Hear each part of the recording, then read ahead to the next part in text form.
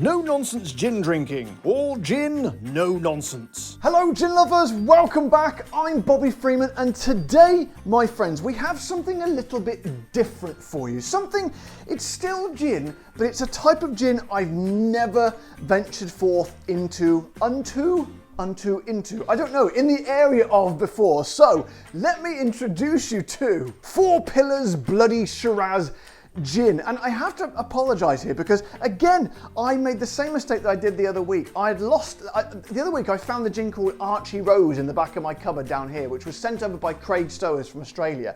And I'd left it there for a year and forgotten about it, didn't realise. So I thought to myself, I better check there aren't any more in there. So I fertled around even deeper than before. And that's not a word that gets used often enough these days, fertile. But anyway, I fertled around in the back and found this one as well. So sorry about that, Craig. What can I do? I'm an idiot. And you're probably wondering to yourself, it's strange that I haven't actually alluded to this yet. Why is the gin that colour? Is it because you've left it in a cupboard for a year and it's turned that colour? Hopefully not, because I'm pretty sure it was this colour when I got it. Now, as far as I'm aware, a few people have been asking for this actually. It's actually a gin that it's kind of a halfway house between gin and red wine, because it's made with, as the name suggests, Shiraz grapes. So, I don't think I've ever, we have had gin with grapes before. I think this one over here, G-Vine, the one from France, I think that was it. So, but never ever have we had one this colour before. So this could go either way, to be honest. I'm not 100% sure, but a few people have been talking about it. So I say I stop talking about it. Well, maybe I'll talk about it for a little bit longer, but let's just get on and taste the damn thing. So let's find out a little bit about it on the old website, shall we? And sadly today, as my viewers will, my regular viewers will know, I usually wear the Australian hat for whenever I do an Australian gin. However, I was wearing it the other day to mow the lawn to stop me from getting sunburnt, and I can't find it at the moment, so I'm just going to have to go on without it. But to be honest, the joke was probably getting a bit old anyway. But obviously I'll still be doing the Australian accent, so here we go. Four Pillars Distillery is in Melbourne's Yarra Valley, a beautiful and cool climate wine country, so we'd have to be crazy not to take advantage of it. So back in 2015, that's exactly what we did. We're happily making gin out the back of our mate Rob Dylan's winery. Rob Dylan, I bet you 100 quid, if this is in Australia, if his name's Rob Dylan, you can guarantee it will be almost certainly called Robbo. Hey Robbo, you got any spare grapes over there, mate? Get your own bloody grapes, you cheeky bastards. And in late April, a tiny parcel of Shiraz came in from one of the region's best vineyards, and poor old Robbo wasn't sure what to do with it, so we took it off his hands, perhaps without his knowledge. So they stole it off poor old Robbo.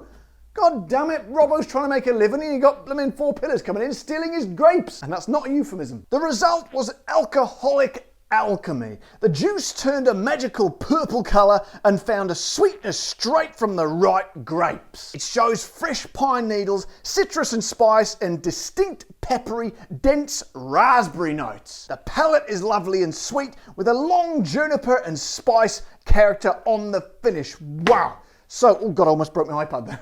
So, my friends, I think we can agree this is going to be a pretty unique one today. So we've talked about it on the website. We've had a bit of discussion. We've mentioned old Robbo. I don't think there's anything else to do. Let's get the top off. Does it have a cork? I don't know. Oh God, hang on a minute.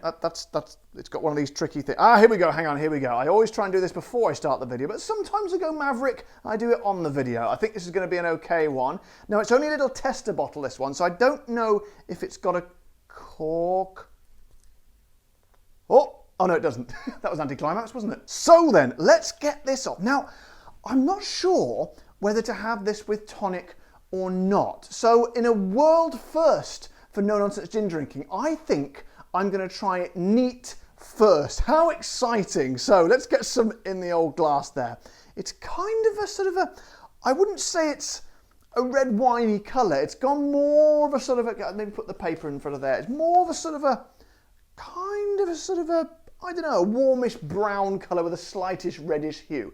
Anyway, let's have a sniff and see what it is like. Of course, wine is made for sniff. Well, it's not made for sniffing, but a lot of people like to sniff wine, don't they? They sniff it and sort of whiz the thing around and make sort of intelligent comments. Kind of the opposite of this show, really, but let's give it a go. So I'll swirl it round like winemakers do, right? Stick the nose in. See. Oh.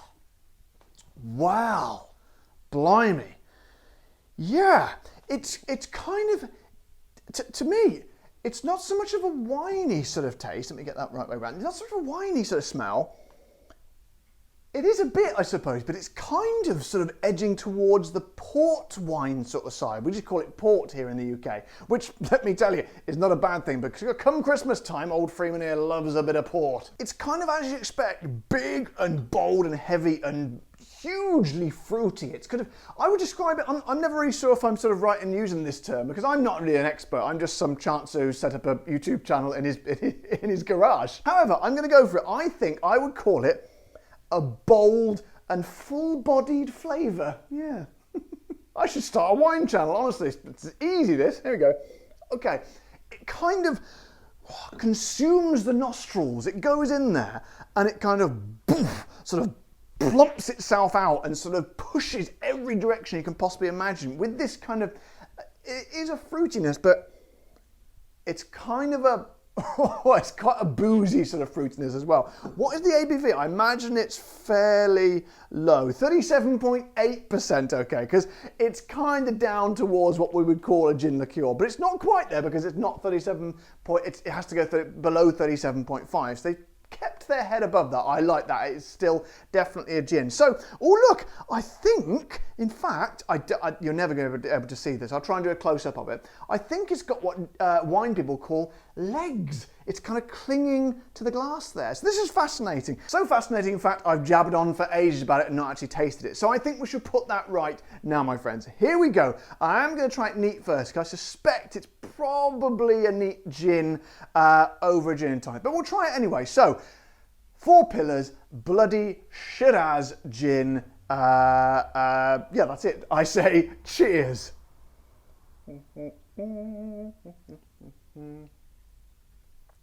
Ho, ho, ho, ho, ho.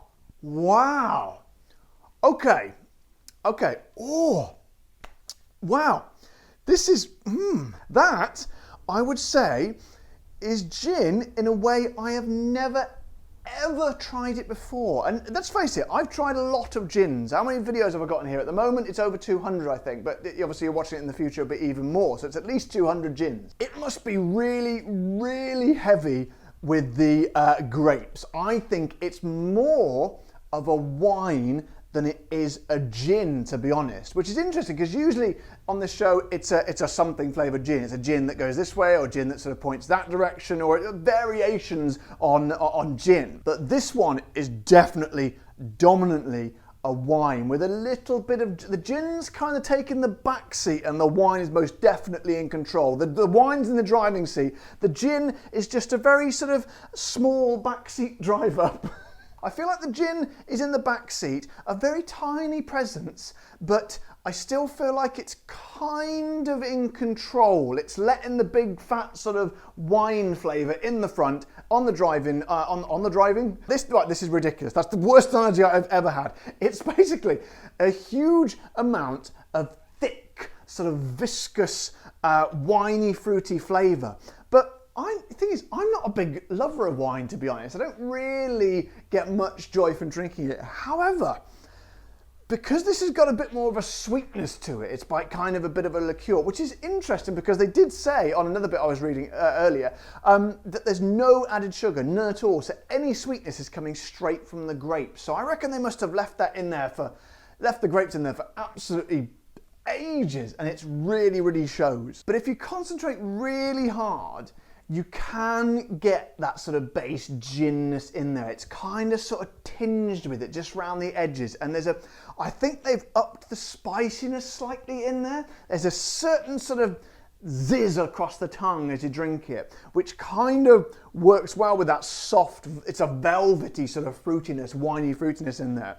And you can just about get the sort of the tiny sort of bit of ginness, like the orris root and the bit of that licorice root sort of flavour, and a sort of a tiny little sparkle of orange as well. So it's quite a brave thing to do, but I reckon they might have pulled it off. However, let's try it with a tonic just to see how it would work. I reckon this is probably going to be best over ice, to be honest, but you never know. You never know. It is still a gin after all. So let's try this.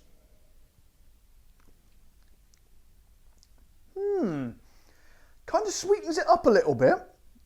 It's not bad actually, it's quite nice. Kind of a slightly sweeter, a little bit more relaxed version of what I just said, but generally speaking, I reckon to enjoy all that sort of wininess of it, I think this is the first time I've said this, I think it's probably going to be better neat. Get a bit of ice. I never have ice in the studio because it's too hot in here, it will just melt, but I reckon a bit of ice in the glass, whack a bit of that in there, you're going to feel fantastic. So then, what is this little fellow going to cost you? Because usually in Australia, my poor old friends down under, my poor Aussie friends, get absolutely shafted when it comes to the price of gin. However, this one in Australia is going to cost you about 80, well obviously it'll be a bigger bottle, the full-size bottle, but 81 Australian dollars, which I did a bit of research, works out at about £44 and 60 US dollars, which to be honest is not as much as some of the gins I've heard of down under, but when all's said and done, that's still a pretty expensive gin. So guys, quite a unique video today. I'm kind of glad I did this because we were going sort of through a phase of just doing straight gin. So I felt like we needed to mix up a little bit with something a little bit different. And I'm very, very glad I've tried it. I suppose the question would be, is it for me? Am I going to want to drink it again? And it depends what mood I'm in. I think I'd definitely like to give it another go, try it with Narissa, see what she thinks, see what friends think. But I think that the bottom line is, if you like wine, if you're a wine lover and you also like gin, then you're probably gonna love it. Or maybe, I don't know, it might be two conflicting things. I'm not sure. I think to me the jury is out on this one. It's kind of interesting. It's definitely sort of pointing towards more port than wine, the way it's really thick and sort of heavy. But the only thing dragging it back for me is that price still, because that's pretty darn expensive. So, I don't know. I would say this is one, if you see it where you are, I know I have a lot of viewers in Australia, let me know. I think I like it. But I would say it's a grower. It's definitely a grower. The flavours kind of envelop you, and I think it's something that after a while, once you've shifted over, you could actually grow to really, really love it. So guys, I hope it's been a bit of a tricky video today. I hope that kind of made sense. I wanted to sort of impart my feelings, sort of how it made me feel. Sometimes it works, sometimes it doesn't work. However, if it did work and you enjoyed the video, as always, don't forget to subscribe to my channel, press the like button on the video so you don't miss any more videos, and of course, press the little, I've forgotten what the other thing was. Oh yes, press the bell icon so you go, what? Hang on a minute. Press the like button just generally if you like it. Press the bell icon if you want to get notified when new videos come out. There we go, I managed it in the end. And of course, if you want to support the show, head over to the Patreon page or click the join button below the video. But until next time guys, you know the drill. Take care, stay safe. Thank you to all my patrons and keep drinking the gin.